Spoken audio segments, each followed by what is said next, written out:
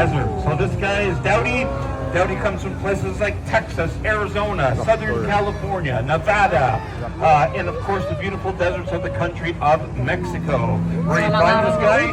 Dowdy is a species of hawk called a Harris hawk. Folks, Harris hawks, only hawk in the world that when they hunt together. This is a pack-hunting raptor species, the only one on the planet, really.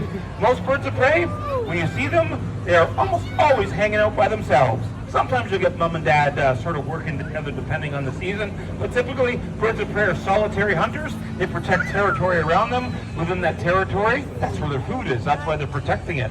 These guys are different. They hunt together, and it's just not a ragtag group of birds hanging out together. It's actually well organized.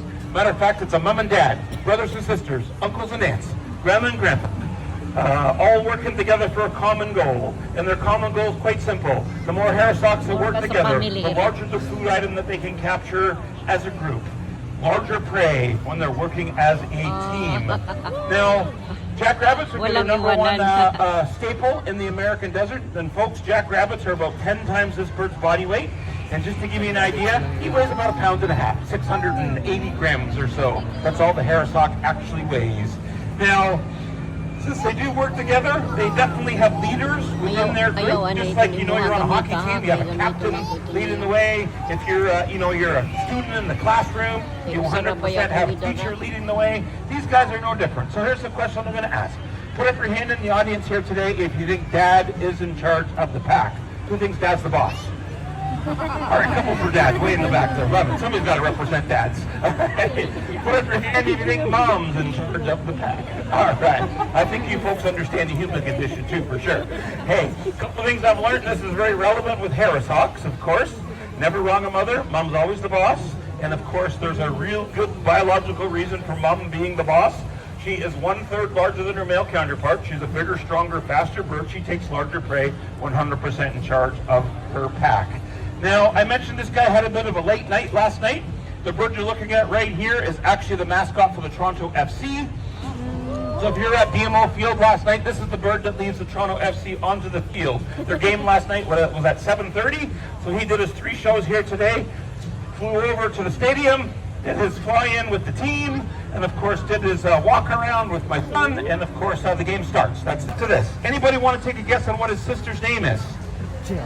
Jill makes perfect sense. I don't know why I didn't use that.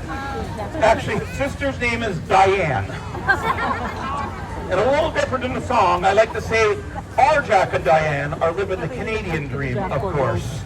And I'll tell you one thing about the great horned owl. From coast to coast they are found, but they have different plumage depending on where they are in Canada. This is a bird of southern Ontario, the colorations. The birds of Newfoundland are dark in color to match the black spruce forest. The birds of the subarctic tundra are white in color to match that region. The birds of the prairies are silver in color to match the aspen belts across the prairie provinces. So they do have different plumages depending on where they are in our great land. Let's get lovely Jack away, thank you, sir. And then we are going to move on. This, of course, is a red-tailed hawk. Eric the Red is a 13-year-old male, and they can live well into the 30s, which we might mention in a few minutes from now. Red-tailed hawks. When you are driving the 404, the 427, the QEW, the Gardiner Expressway, Lakeshore, right here through Toronto, you have seen this bird before. This is a bird often sitting on our hydro towers, sitting on our fence posts. I see them regularly sitting on Ontario road signs, and of course, sitting on fence posts as you drive along our road systems. And it's not like we designed the roads for them, but what we did, we put all the ingredients in place along our roadways to make it very successful for this bird. So here's what we did. Number one, we put a dark asphalt surface down the center. And you're probably thinking, okay, well, there you go. Maybe that brings some roadkill every once in a while. Probably the only benefit to the bird is roadkill. They do scavenge. But number two, when we build the road, we put telephone poles along our roadways. Those telephone poles give them a height advantage, give them a hunting platform. And then, of course, we do one other thing when we build the road. We put grassy ditches on either side.